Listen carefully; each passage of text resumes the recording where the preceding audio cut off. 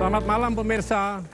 Dari sudut istana ini saya mencatat dalam beberapa kali rapat terbatas dan sidang paripurna, Presiden Jokowi mengatakan saat ini kita memasuki era kompetisi. Visi ke depan kita adalah visi kompetisi. Persaingan tidak lagi terjadi antar individu. Tidak terjadi antar kabupaten dan kota atau provinsi. Tetapi persaingan terjadi antar negara. Untuk memenangkan persaingan itu, salah satu kuncinya adalah kecepatan. Dalam hal ini, teknologi informatika menjadi sangat penting. Kecepatan di dalam memberikan perizinan investasi, kecepatan di dalam proses birokrasi, semuanya menentukan kemenangan kompetisi. Bahkan kebangkitan nasional kita, kemampuan kita untuk memenangkan persaingan dengan negara lain ditentukan oleh teknologi informatika. Tugas berat itu ada di pundak Menteri Kominfo Rudiantara. Kebangkitan Indonesia untuk mampu menghadapi persaingan global salah satunya ada sekali lagi di pundak Menteri Rudiantara. Para pemirsa, kerja Pak Menteri agar kita mampu bersaing secara global, saya mohon maaf agak batuk, itu adalah sebagai praksis. Bahwa dalam berpolitik tujuannya adalah bernegara. Dan bernegara adalah untuk meningkatkan kesejahteraan rakyat. Para pemirsa dari sudut istana, Herdina, dan nanti Bung Kusnanto silahkan. Ya baik, terima kasih Cak Kardi. Demikian tadi Saudara Soekardi Rinakit, tim komunikasi Presiden yang telah mengawali acara kita malam hari ini dengan tirai acara. Dan senang sekali saya Herina Suherdi kembali menjumpai Anda di sudut istana. Di sini kami menghadirkan perbincangan bersama dengan narasumber yang menyampaikan pesan dari istana. Tapi tidak hanya itu, kami juga menghadirkan cerita-cerita menarik, kisah-kisah menarik dari balik kunjungan Presiden Jokowi. Dan malam hari ini tema yang kami angkat adalah kebangkitan nasional di era digital. Memang kita ketahui peringatan Hari Kebangkitan Nasional tinggal beberapa hari lagi. Tapi tentu saja bukan sekedar peringatan, namun bagaimana semangat kebangkitan itu bisa terus kita gelorakan, terutama bagaimana kita bangsa Indonesia bisa memanfaatkan kemajuan teknologi ini untuk tujuan positif, terutama untuk menuju Indonesia menjadi energi digital Asia. Kita akan bicara lebih banyak mengenai hal ini tentu saja bersama dengan narasumber kami yang pertama. Langsung saja kita mengundang Menteri Komunikasi dan Informatika, Bapak Rudiantara. Silakan Pak. Ya, silakan Pak Menteri. Selamat malam Bapak. Selamat. Terima kasih Bapak sudah berkenan hadir. Pak, kalau kita bicara mengenai bagaimanakah kesiapan Indonesia menjadi energi digital Asia, tentu kita ingin tahu Pak, sejauh mana kesiapan infrastruktur broadband kita. Kalau saya tidak salah ada program Palaparing yang sebetulnya itu program lama 10 tahun tapi tertunda dan sekarang sudah mulai direalisasikan. Momentumnya yang bagus sebetulnya. Kalau kita bicara tentang teknologi informasi komunikasi, awam itu pada umumnya melihatnya internet. Kok internet lemot amat? Kok nggak ada coverage dan lain sebagainya. Nah, berdasarkan survei yang terakhir bulan Februari dari Open Signal Internasional, masyarakat di Jakarta itu sudah bisa menikmati throughput downloadnya 7 megabit per second.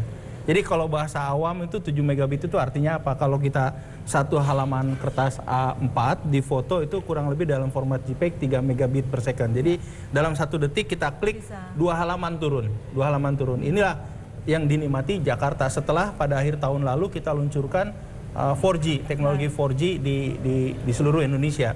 Nah, tetapi saudara-saudara kita yang di timur, khususnya di Papua dan Maluku, kecepatannya hanya bisa dinikmati sampai 300 kilobit per second. Jadi di Jakarta ini menikmati 25 kali lebih cepat dibanding rata-rata saudara kita di sana. Tentu ini menjadi concern kita, menjadi concern pemerintah, bagaimana agar coveragenya, layanannya juga tidak berbeda antara katakan kota besar dengan remote area. Seperti ini ya, nah, Pak, kalau ini di Jakarta atau di Jawa dengan luar Jawa, dan ini kan sesuai dengan nawacita kita bahwa kita juga hadir dari daerah pinggiran. Baik. Bahkan waktu refarming 4G tahun 2015, awal 2015 itu mulainya dari timur sebetulnya. Baik, Pak, nanti malam hari ini kita juga akan bicara lebih banyak mengenai potensi digital ekonomi kita dan apa sih kendalanya, terus kemudian kita sudah sampai di mana gitu ya Pak ya. Baik. Tapi saya tidak sendiri Pak, saya juga bersama dengan Dr. Kusnanto Anggoro, nanti kita akan sama-sama tanya-tanya Bapak. Mas Kusnanto, silakan Mas. Oh. Malam Mas Kus. Sebelum kita duduk sama-sama di sana, ada catatan tersendiri apa? Ya, saya kira menarik sekali diskusi kita, apalagi yang barusan dikatakan, termasuk diantaranya adalah digital gap, katakanlah antara yang di kota dengan yang di daerah. Dan ini sebenarnya kan bukan hanya satu-satunya gap Pak Menteri ya. Betul. Karena kalau dalam pelaksanaan nanti kita barangkali akan dihadapkan pada sejumlah gap yang lain. Bahwa ada yang namanya skill bias, productivity bias, voice bias. Yang ini kira-kira kalau nggak dikelola dengan baik, saya kira kan begitu. Tapi oke, sebagian besar dari pembicaraan kita Pak Menteri nanti tampaknya akan lebih banyak ke technical dimension, terutama yang terkait dengan apa DNA atau AND, application network device. Sebisa-bisanya bahasa awam lah. Ya. Silakan Pak Menteri, kita duduk terlebih dahulu. Silakan Pak. Jadi Pak Menteri, kalau kita bicara mengenai digital ekonomi Indonesia, cita-citanya ini kan itu tadi ya Pak ya, menuju Indonesia menjadi energi digital Asia. Dan saat ini juga sepertinya beberapa negara ataupun negara besar lah, kita lihat seperti Tiongkok misalnya, sudah melihat Indonesia sebagai pasar yang cukup besar. Terbukti misalnya kemarin salah satu membeli ataupun membeli sebagian saham dari pelaku Alibaba masuk ke Indonesia melalui Lazada itu. Bagaimana sih Pak sebetulnya potensi digital ekonomi kita saat ini dan lalu tantangannya apa? Bagi kita tentunya kita tidak boleh bicara lagi potensi, udah bosan gitu bicara potensi. Kita harus bicara bagaimana mengeksekusinya. Nah, dalam konteks digital ekonomi pada umumnya direpresentasikan oleh e-commerce atau e-dagang. Ya, kita belanja online dan lain sebagainya. Nah, kalau kita lihat besarannya tahun 2014 itu Indonesia sudah mencapai 12 miliar dolar. 12 miliar dolar. Nah, ini sekarang fenomenanya sekarang Mas Kus ya, pergi keluar kota pakai pesawat, apakah masih ke travel bureau? Kemudian beli voucher, nanti di vouchernya dibawa ke airport ditukar dengan apa namanya, boarding pass. Sudah jarang ya kita lakukan. Sudah jarang ya bisa langsung. Nginep ke hotel di luar kota, apakah beli voucher? Voucher nanti dibawa ke resepsionis ditukar dengan kamar, kan tidak lagi. Ini semuanya sudah serba reservasinya, termasuk pembayarannya sudah dilakukan transaksinya online. Nah, inilah yang e-commerce di Indonesia itu mencapai 12 miliar dolar. Besar. Tetapi kalau kita bandingkan dengan Amerika tahun 2014, mereka sudah mencapai 205 miliar dolar dalam 30 tahun, 3 dekade. Yang sebetulnya menarik bagi kita adalah Tiongkok. Karena Tiongkok itu dalam waktu 8 tahun terakhir, ya sampai 2014 mereka sudah bisa mencapai lebih dari 400 miliar. Kemudian kita belajar mengapa Tiongkok bisa cepat sekali, mengapa Amerika bisa lambat juga. Menarik sebenarnya untuk diskusikan lebih lanjut, terutama dalam konteks katakanlah global itu tadi, karena posisi Tiongkok, kedudukan politik Tiongkok dan sebagainya kan tidak sama dengan beberapa negara, dan Indonesia saya kira dihadapkan pada beberapa pilihan yang juga tidak mudah dalam konteks itu. Tapi saya kira akan lebih dulu mungkin bagaimana penyiapan prasarana fisiknya, katakanlah ada palaparing. Karena kalau kita lihat misalnya di beberapa lembaga pemerintahan saja sebenarnya potensi atau kemampuan untuk data sourcingnya kan tidak sama itu kalau saya lihat ya. Jadi kalau Kominfo bagus lah, Kementerian Luar Negeri saya kira sampai itu. Lalu Kementerian Perdagangan dan Industri saya kira mencapai level sekitar itulah gitu ya. Tapi kan ada beberapa yang saya kira hanya sampai 2,5 dan seterusnya. Nah, memang infrastruktur menjadi fokus utama karena itu menjadi landasan kita untuk mengembangkan aplikasi ataupun apapun di atasnya. Nah, memang pada umumnya kita harus akui bahwa pemerintahan kita ini pada umumnya sebelumnya punya ego sektoral yang tinggi. Jadi masing-masing kementerian, masing-masing lembaga kadang-kadang membangun jaringan sendiri, infrastruktur sendiri. Contoh misalkan, ya Kementerian Kesehatan itu ingin menjangkau semua puskesmas. Kemudian Kementerian Dalam Negeri tentunya juga ingin menjangkau semua kalau perlu sampai kelurahan. Karena mereka mengelola EKTP.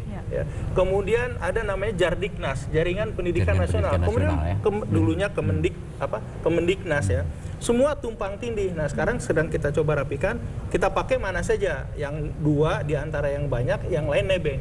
Ini bagian daripada efisiensi jaringan infrastruktur yang belum ada, kita bangun cepat-cepat sehingga jaringan fisiknya itu segera ada gitu. Jadi menyiapkan infrastruktur itu mungkin salah satu yang dilakukan oleh Kominfo ya Pak ya. Lalu kemudian yang sudah dilakukan Kominfo saat ini dan mungkin pada era yang lalu belum dilakukan. Nah, apa gini, itu, Pak? membangun jaringan itu di Indonesia bagi operator telekomunikasi yang membangun jaringan tidak ada kewajiban harus membangun di semua pelosok karena mereka intinya adalah bisnis.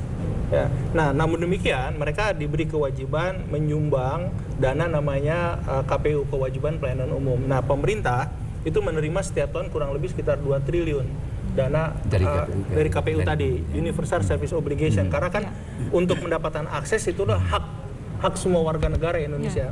Sehingga untuk daerah-daerah yang boleh dikatakan secara keuangan tidak visible, pemerintah masuk. Nah inilah Palaparing itu daerah barat sampai Natuna. Siapa yang mau bangun Natuna? Kita tahu secara geopolitis sekarang Natuna hot potatoes kan. Ya, kemudian juga di daerah Mindanao ke atas, bukan karena kemarin rame-rame banyak yang minta ransum Abu Sayyaf ke sana gitu, kita bangun, tetapi bagian daripada terintegral Indonesia. Juga dari timur Papua, bagaimana Papua kita membangun Papua, Maluku sampai ke selatan dan lain sebagainya. Dan itu didanai oleh dana USO. Dan kalau perlu nanti, karena ini kan dijamin oleh Menteri Keuangan, dipakainya seperti apa dijamin oleh Menteri Keuangan pembayarannya, sehingga itu kita bisa gratiskan agar kembali gap antara Jawa, luar Jawa, kota besar dengan jadi ada konsolidasi kemudian dari betul. Dan kita gratiskan saja transmisinya, sementara operator tetap berbisnis gitu. Pak, salah satu lagi yang menjadi target pemerintah di tahun 2020 adalah bisa mencapai 1000 startup baru yang berkualitas. Dan ini juga kemarin disampaikan Presiden misalnya bahwa era digital itu perubahannya sangat cepat sekali, sehingga Indonesia harus mulai sekarang antara lain dengan memperbanyak jumlah pengembang aplikasi dan startup itu sendiri. Bagaimana Pak, kemudian sebetulnya ekosistem startup di Indonesia ini sebetulnya sudah cukup sampai di mana? Lalu target 1000 itu di tahun 2020 apakah juga akan mungkin bisa dicapai? Ya. Satu ke infrastruktur yang tadi, kita ini punya target 1 Januari 2019 semua ibu kota kabupaten kota madya seluruh Indonesia harus sudah terhubung dengan broadband.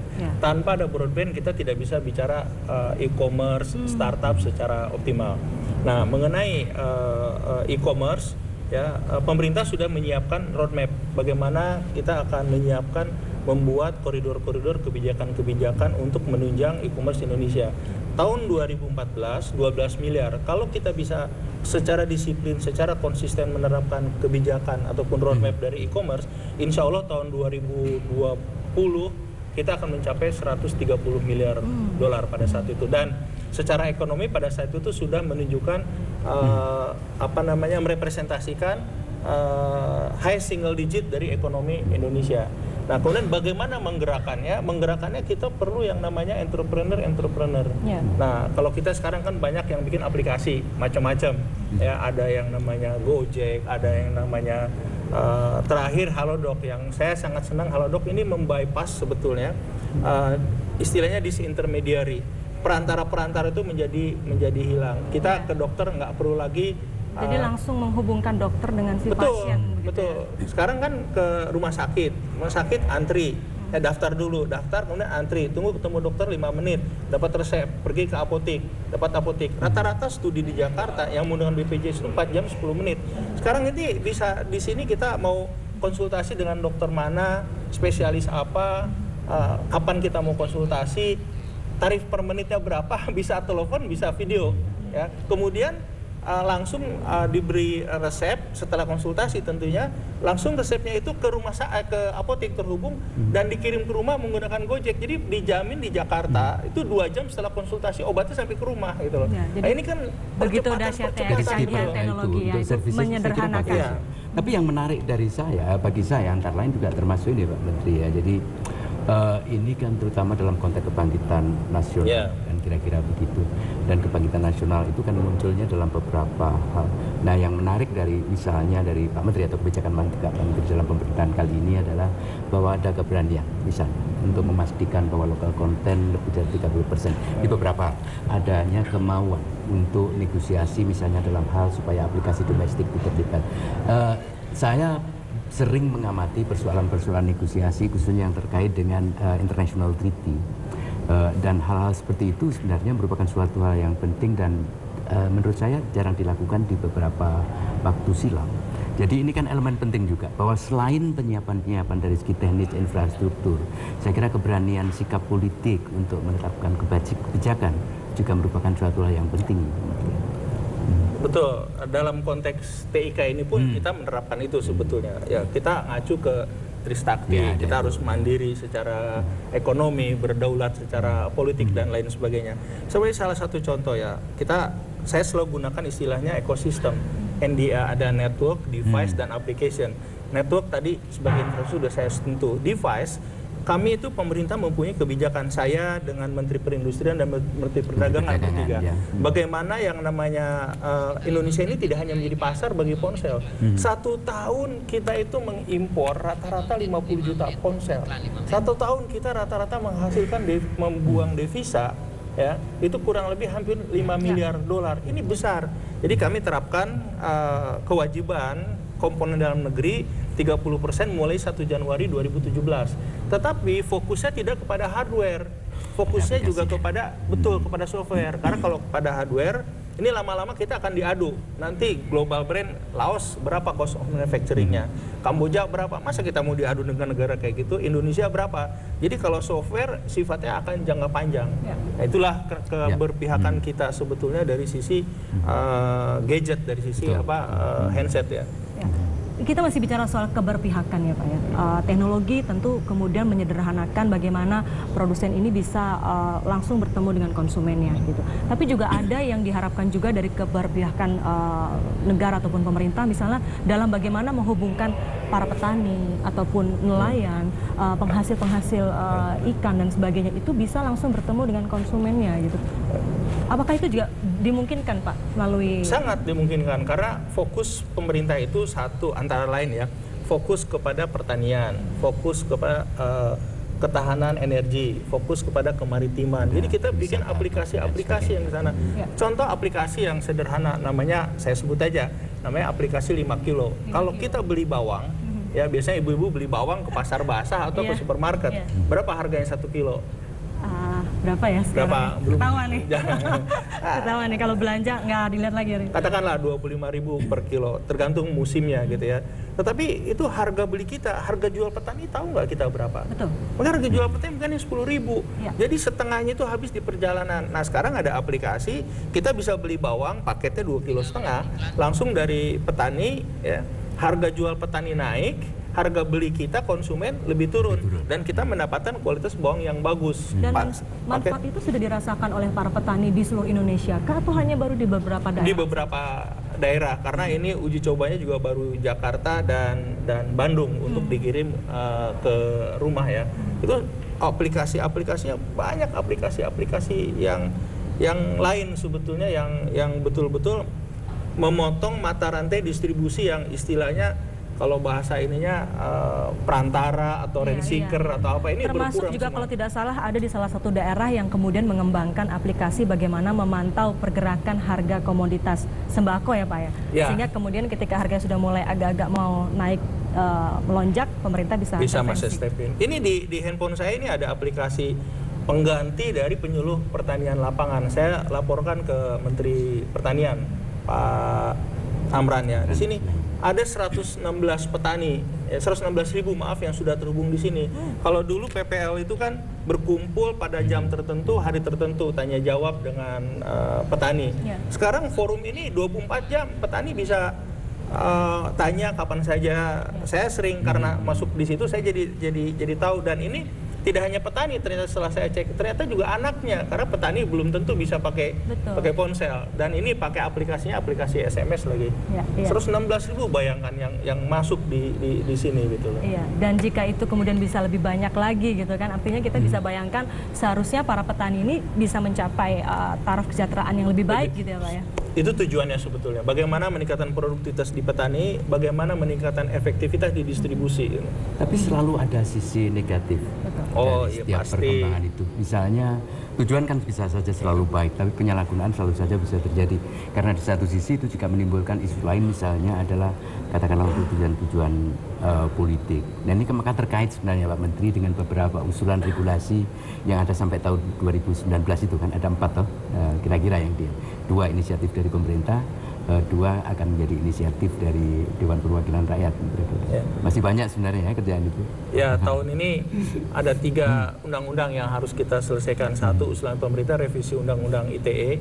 Itu karena kita usulan pemerintah ya, itu ya? Usulan pemerintah karena kami sangat mengerti, memahami keinginan terutama teman-teman netizen ya, khususnya untuk pasal 27 ayat 3. Tapi itu sedang kita bahas saat ini dengan DPR. Mudah-mudahan pertengahan tahun ini, Juni paling lama sebelum Lebaran lah, mudah-mudahan udah bisa selesai. Sedangkan yang lainnya tentunya revisi undang-undang penyiaran. Bagaimana kita menata ulang yang namanya penyiaran, karena kita akan memasuki era digital. Ya. Baik Pak, nanti kita akan sambung lagi perbincangan ini. Saya juga masih tertarik untuk melanjutkan kembali dampak negatif dari perkembangan teknologi ini tentu juga ada, termasuk juga salah satunya misalnya kita melihat belakangan ini ada kasus kekerasan seksual terhadap anak yang kita juga butuh kehadiran Kementerian Komunikasi dan Informatika di situ. Tapi kita harus jeda terlebih dahulu Pak Menteri dan juga Mas Kusnanto, dan saudara kami akan kembali, tetaplah bersama kami di Sudut Istana.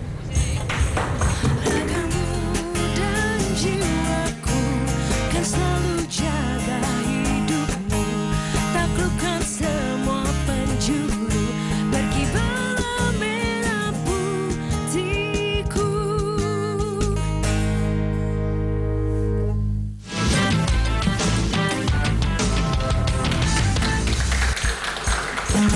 Terus berkibar merah putihku, menjulang perkasa di langit biru.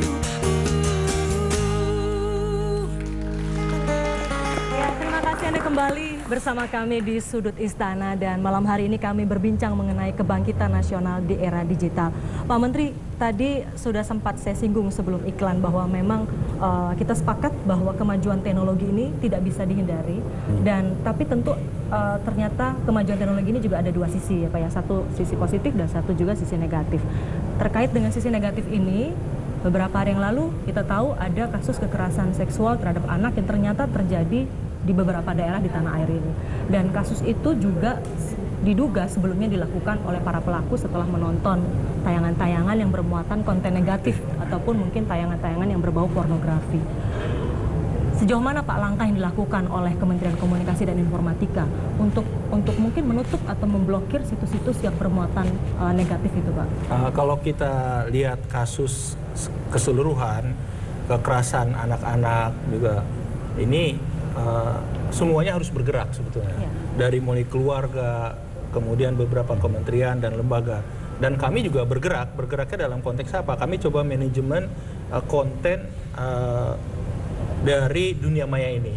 Nah, untuk diketahui saja, sampai saat ini hampir 800.000 situs. Yang sudah 760-an ribu tepatnya itu situs yang sudah kami blok, terutama situs-situs yang berkaitan dengan pornografi. Dan pemerintah, Kominfo beserta juga dengan LSM itu melakukan crawling setiap hari, setiap detik, setiap malam itu mencari-cari mana-mana yang kira-kira kontennya konten negatif. Kebanyakan memang pornografi. Kemudian juga ada perjudian, ada hate speech dan lain sebagainya. Juga di media sosial, bukan hanya di situs. Nah, kami melihatnya bahwa ini seperti dihilir. Kalau kita kerjanya ngeblok terus susah. Karena terutama masalah pornografi di dunia sana itu sesuatu hal yang industri itu sendiri, sesuatu hal bisnis, menjadi bisnis sendiri ya. Kita blok 10 muncul 20, kita blok 100 muncul 200 terus-terusan. Jadi agak sulit menghilangkan semuanya, memang susah, tidak mungkin ya Pak. Nah, itu dihilir. Ya, dihilir istilah saya ini bagaimana menyembuhkan orang sakit. Kita harus berpikir bagaimana membuat orang sehat di hulunya. Jadi kami imbangi yang namanya blacklist tadi dengan whitelist. Whitelist itu adalah daftar situs-situs yang direkomendasikan untuk dunia pendidikan, apakah formal maupun informal seperti pesantren. Ini diluncurkan tahun lalu oleh Presiden di Istana Bogor. Sampai saat ini 153.000 situs yang sudah kita sediakan, dan tentunya kita berharap suatu saat yang whitelistnya ini lebih banyak isinya daripada yang blacklist, walaupun itu juga tidak mudah tentunya ya.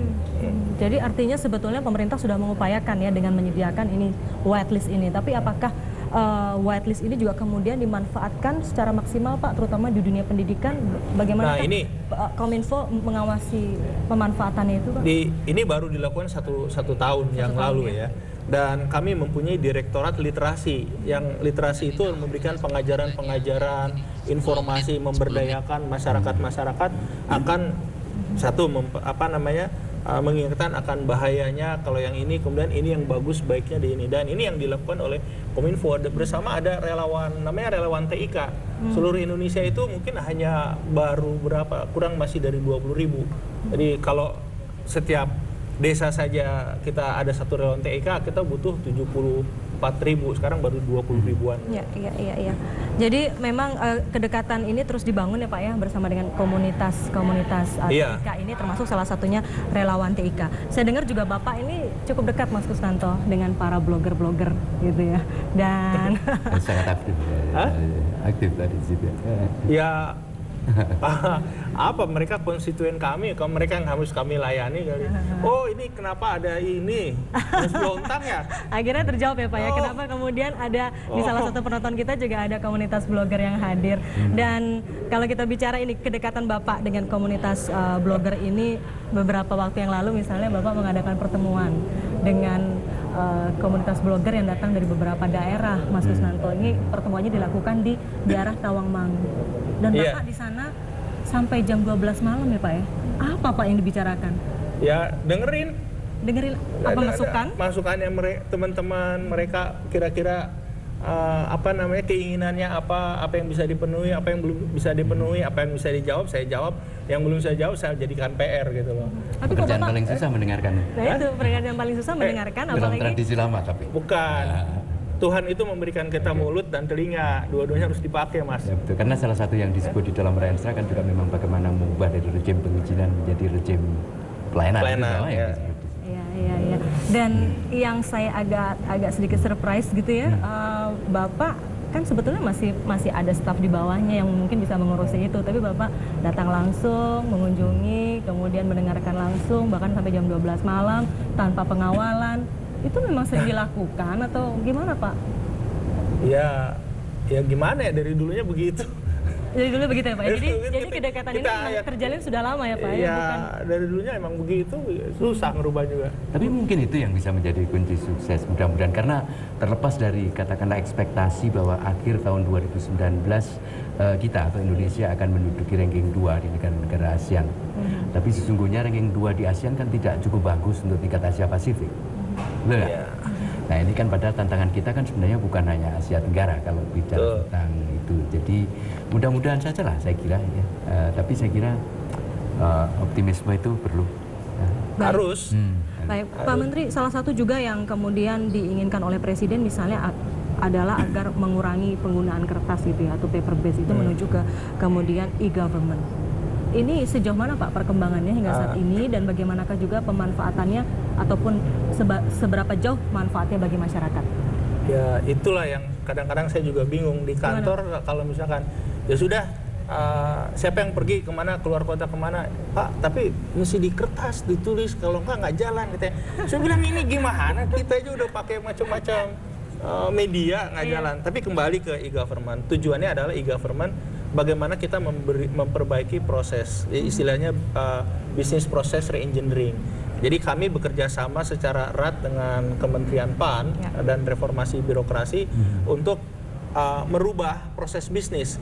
Teknologi itu di belakang. Jadi proses bisnis agar layanan bisa jalan, bisa lebih cepat, lebih transparan. Bapak Presiden sudah menyampaikan kira-kira 2 minggu lalu pada saat ratas mengenai pelayanan umum, semua layanan harus bisa online dan semua harus bisa memanfaatkan dan harus memanfaatkan IT. Tapi tentunya tidak letter begitu saja karena perlu ada proses-proses juga. Dan kalau kita lihat banyak yang sudah kita lakukan bahkan tanpa e-gov sebetulnya ya. Bagaimana mengurangi hari kerja pemrosesan izin. Ya. Mindsetnya juga harus dibalik. Kalau izin dijanjikan 20 hari kerja, kalau 20 hari kerja tidak keluar, otomatis izin diberikan. Jadi memaksa kita sama-sama mesin birokrasi juga mau memaksa bekerja. Jadi harus ada lah semacam. Idealnya harusnya seperti itu gitu. Bukan idealnya ya, memang sudah dilakukan. Kemudian juga ringkas perizinan. Contohnya di pos itu izin ada 3 kali 5, 15. Jadi setiap satu izin satu map. Saya bilang kenapa mesti 15 map? Nah, pokoknya gini dah, dibalik dah. Saya tanda tangan 1 lembar aja. Yang penting mau 1 izin, 10 izin, penting 1 lembar. Terus ada teman-teman mengatakan, Pak nanti kalau robah apa? Ya robah aja, orang cuma selembar kertas, saya bilang. Ganti. Kan itu lebih sederhana gitu loh. Kita pegang ujungnya aja, dipaksa yang lainnya ngikutin gitu loh. Baik. Pak, satu lagi ini Mas Kusnanto, kita tahu bahwa berbagai upaya dilakukan oleh pemerintahan Presiden Jokowi, termasuk juga Presiden sendiri kan pada waktu kemarin kunjungan ke Amerika misalnya mengunjungi beberapa seperti Yahoo, Google dan sebagainya. Dan kalau tidak salah pendiri Google sendiri juga sempat berkunjung ke Indonesia akhir Desember kemarin. Bertemu langsung juga dengan Bapak. Ketemu. Dan uniknya ternyata yang dibicarakan Mas Kusnanto tidak hanya sebatas mengenai bagaimana kemudian hubungan kerjasama, bisnis dan sebagainya, tapi juga bicara soal diving. Gitu ya, Mbak? Iya, begitu ceritanya. Jadi sebenarnya Pak Menteri kita ini hobinya diving loh. Gitu Pak, bisa cerita Pak, hobi diving ini untuk tidak hanya tentang Google ya, karena saya mungkin ada perbedaan dalam beberapa. Boleh, nanti Mas Kusnanto silakan tanya Google ya. Saya tanya soal diving aja deh. Diving saja lah. Diving ini udah agak lama ya senang ya menikmati alam yang lebih tenang, closing tapi antar musik justru juga kita mendapatkan teman sosial yang baru gitu. Dan diving itu ada prinsip bahwa kita itu harus percaya dengan body kita. Kita kan nggak boleh dive sendiri, hilang nggak ada yang cari, nggak ada yang bantuin, susah. Ada namanya body. Nah, body inilah kita harus punya kedekatan, saling percaya dan lain sebagainya. Tanpa itu kita nggak bisa menikmati. Filosofi tersebut itu juga mungkin yang dibawa di tempat kerja ya Pak ya, bagaimana kita harus mempercayai juga bawahan dan rekan kerja gitu. Ya mungkin seperti itu atau sistem. Kalau body kan person to person, tapi kalau kerja lebih banyak kepada sistem ya. Baik, selain hobi diving, Pak Menteri juga punya hobi lain. Hobi melukis dan hobi nyanyi ya Pak ya? Melukis enggak, lihat lukisan iya. Oh lihat lukisan iya, salah nih bocorannya. Jadi hobinya lihat lukisan, menikmati lukisan dan nyanyi. Gitu ya Pak? Ya, nyanyi ala kadarnya kan. Nyanyi ala kadarnya, tapi meskipun ala kadarnya itu kan menurut Bapak ya. Jangan-jangan kalau menurut kita itu bagus Pak. Nanti kita mesti lihat Bapak nyanyi. Boleh nyanyi Pak? Apa? Satu lagu mungkin yang Bapak paling suka, yang jadi lagu favoritnya Bapak. Yang liriknya bisa surprising saya kira ya. Ya, boleh Pak kalau boleh, bisa itu, nggak apa-apa. Ya, silakan. Tapi jangan di ini ya kalau nulis suaranya. Silakan Pak Menteri. 1-2 bait aja. Silakan 1-2 Pak. bait. Ini Bapak mau di bawah teksnya. Benda ini? Bisa. Boleh, ini saya dibantu ini.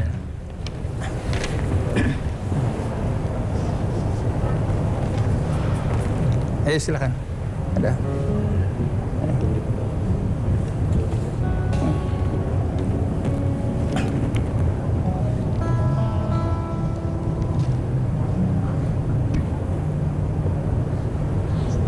Oh, belum.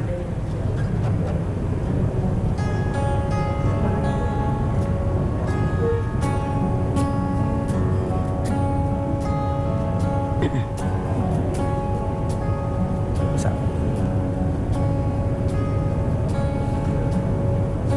Udah?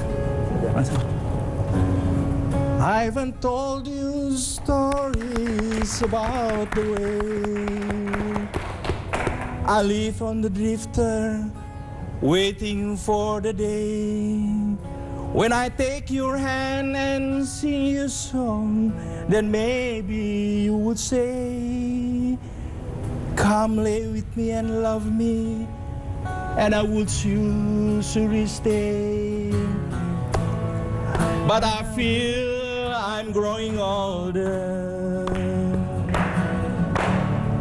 And the song that I have sung echo in the distance, like the sound of a windmill going round. I guess I'll always be soldier of fortune.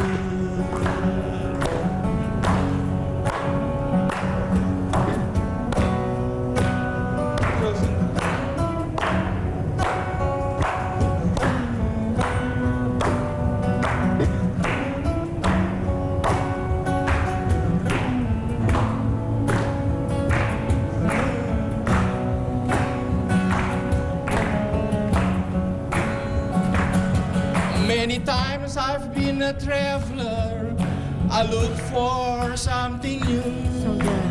In days so hot and the nights so cold, I wandered without you. But those days thought my eyes has been you standing there. Don't blindness confusing, it just showed you not here. No, I feel I'm growing older, and the song that I have sung echo in the distance, like the sound of a windmill going round. I guess I'll always be sorry of fortune. Yes, I can hear of a windmill sawing round. I guess I'll always be sorry of fortune. Ya, kita berikan tepuk tangan sekali lagi untuk Pak Rudiantara. Ini bukan pas-pasan, Pak. Ini bagus suara Bapak nih. Wah. Deeply virtual, betul-betul kominfo. Pilihan lagunya juga luar biasa, ini Soldier of Fortune. Ada cerita tersendiri nggak Pak di balik lagu ini? Kalau kita baca liriknya, biar bagaimanapun Soldier of Fortune tentara bayaran gitu ya. Ya kita ini tentara bayaran sebetulnya. Tentara bayaran tetapi dalam konteks mengabdi kepada negara. Itu aja intinya. Tujuan akhirnya adalah bagaimana kita bisa semaksimal mungkin ya Pak ya, mengabdi kepada negara. Baik, sekali lagi terima kasih Bapak banyak. sudah berbincang bersama kami di sini di Sudut Istana. Dan sekali lagi kita berikan tepuk tangan kepada Menteri Komunikasi dan Informatika Bapak Rudiantara. Dan saudara tetaplah bersama kami masih akan kembali saat lagi, tetaplah di Sudut Istana.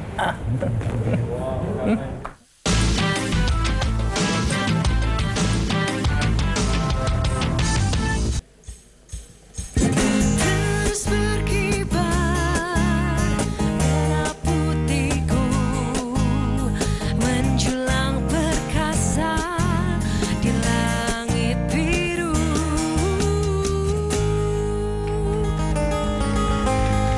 Ya, Anda kembali bersama kami di Sudut Istana, dan di segmen kali ini kami menghadirkan narasumber lain yang beliau ini adalah orang-orang ataupun yang bekerja dekat dengan Presiden, ada di lingkungan istana, bukan menteri. Dan Bapak yang satu ini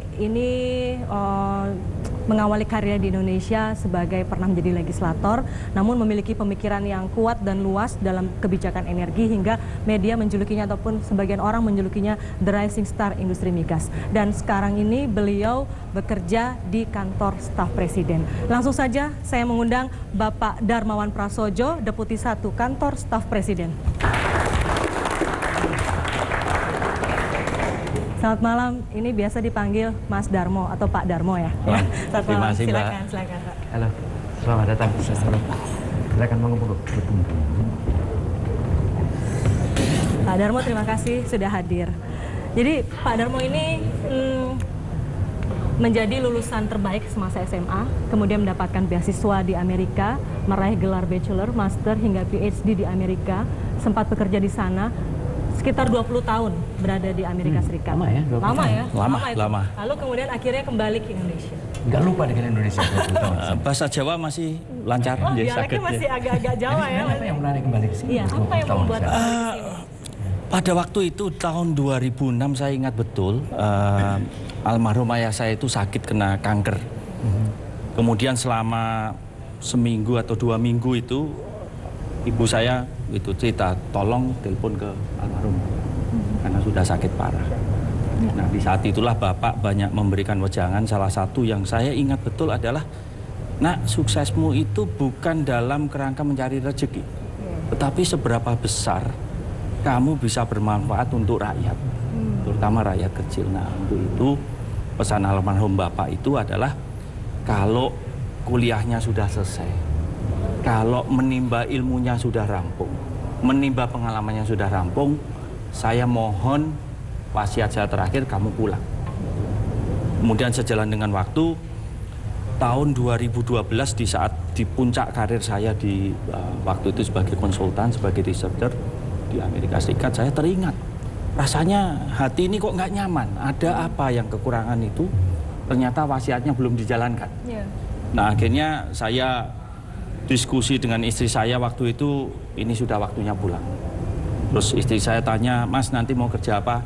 Waduh, saya tidak mengerti mau kerja apa, tetapi karena ini wasiat, ya akhirnya dijalankan.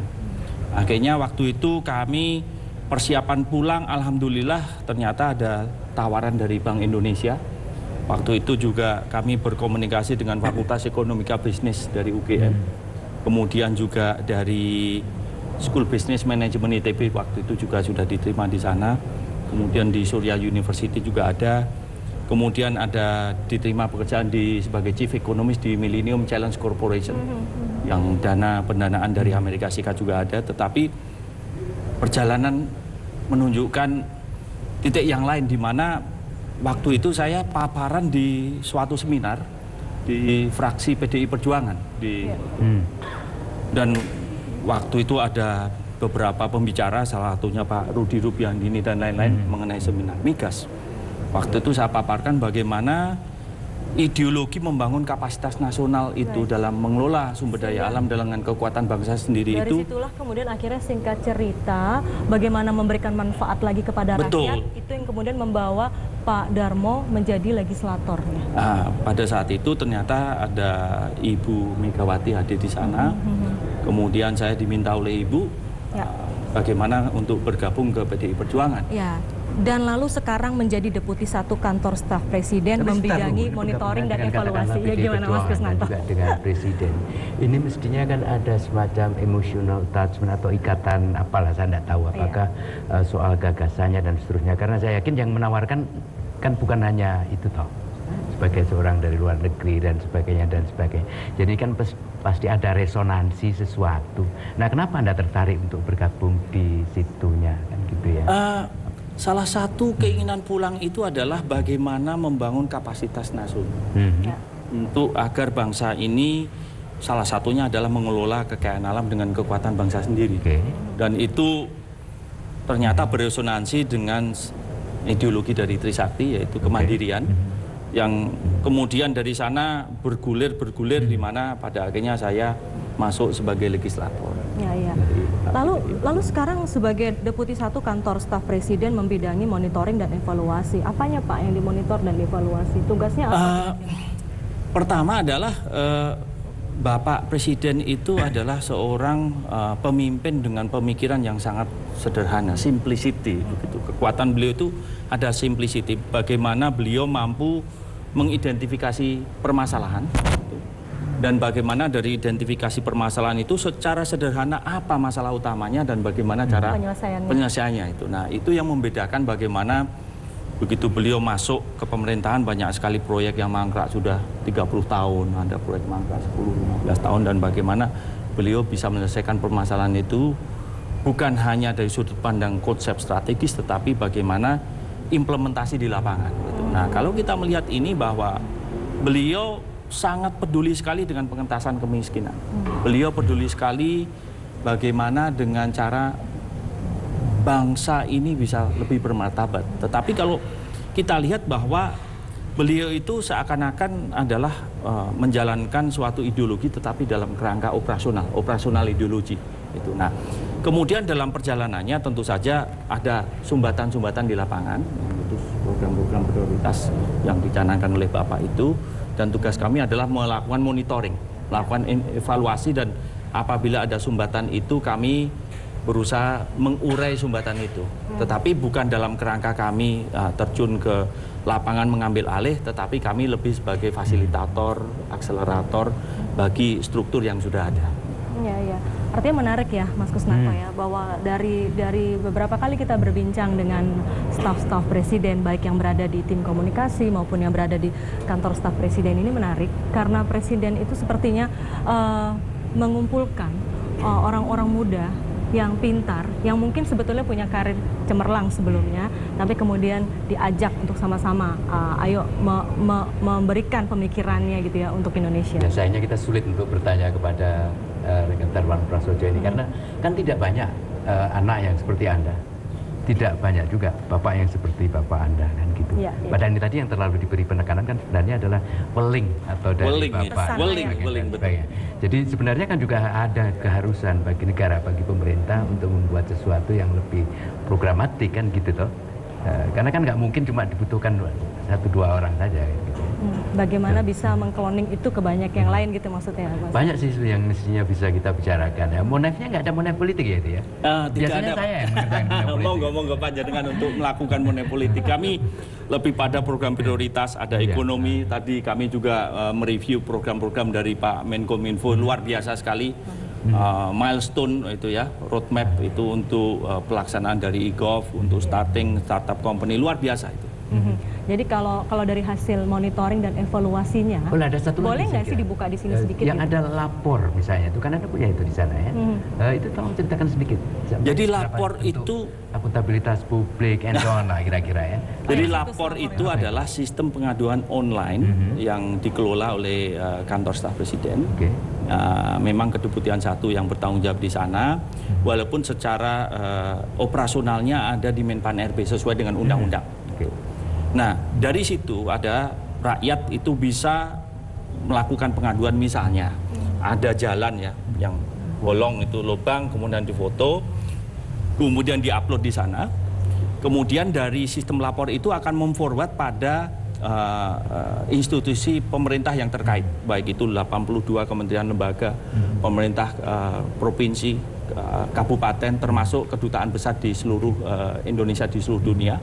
Dan dari sana kemudian akan ada time window untuk penyelesaian terhadap masyarakat. Nah, itu ada beberapa memang saat ini sekitar 50% dari case itu bisa diselesaikan, 50% itu masih terbuka.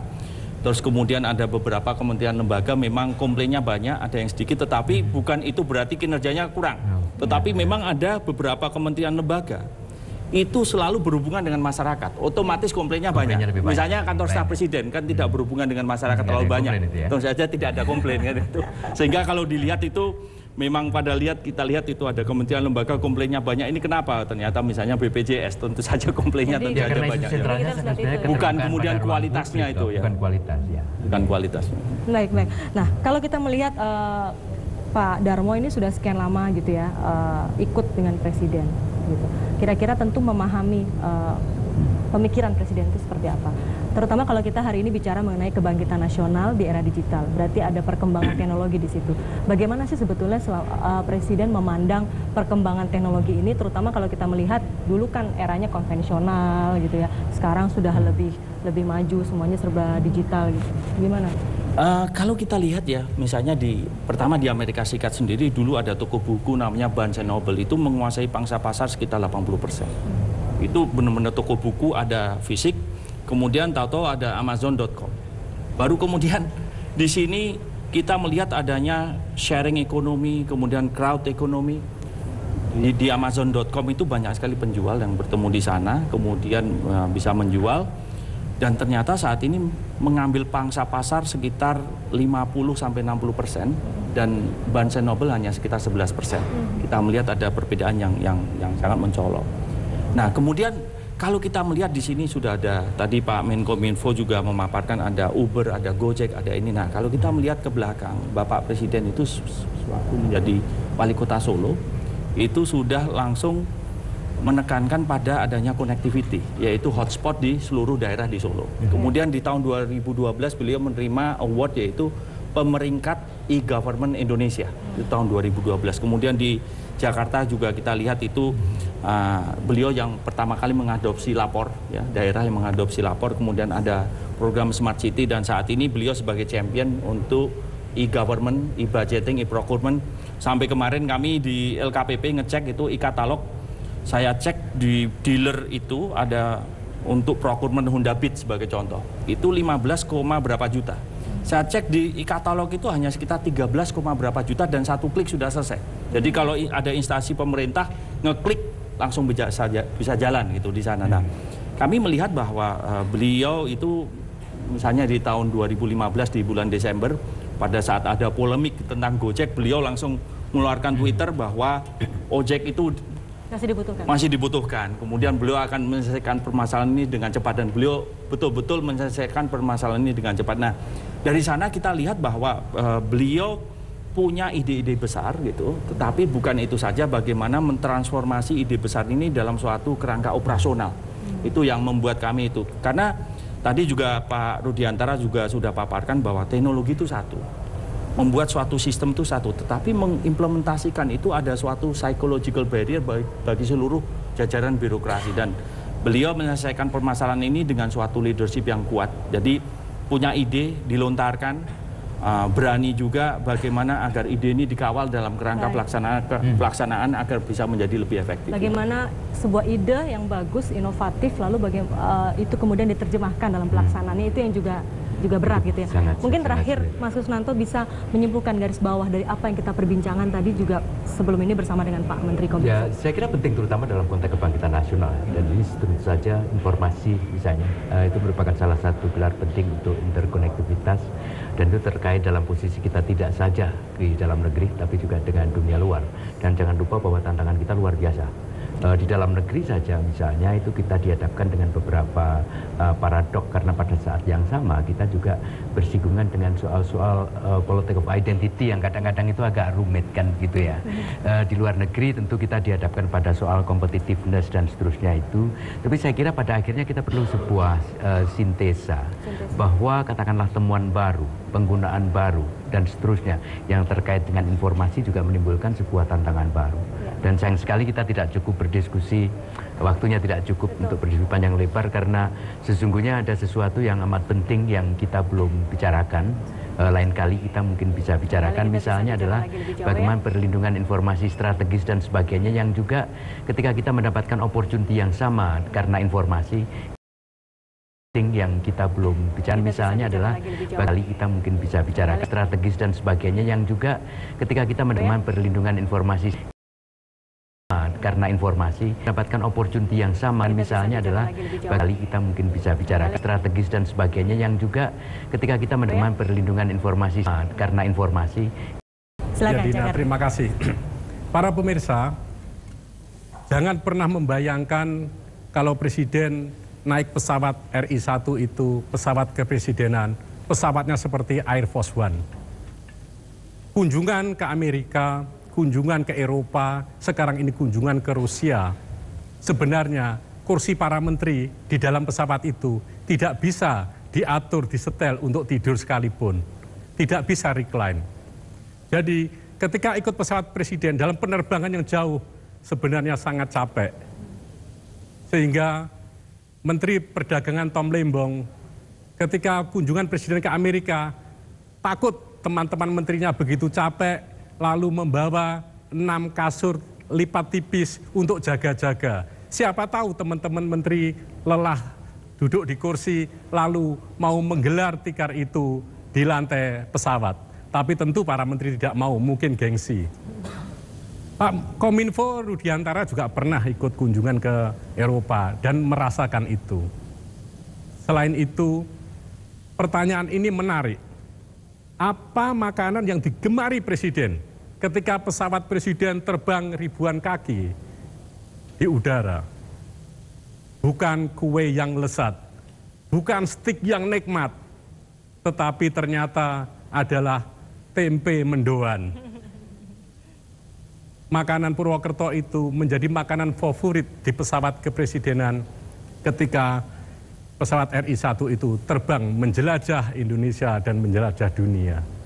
Para pemirsa, dari sudut istana, dari sudut rumah para pemirsa, dan dari sudut tanah air, Presiden mengajarkan kita untuk hidup sederhana, memimpin harus sederhana, dan jangan pernah lelah mencintai Indonesia.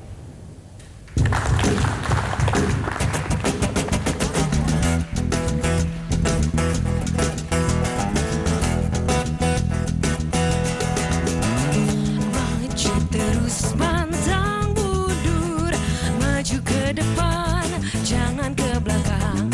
Maju terus pantang mundur untuk kebenaran. Walau banyak yang coba jegal kita, kita selalu tebas.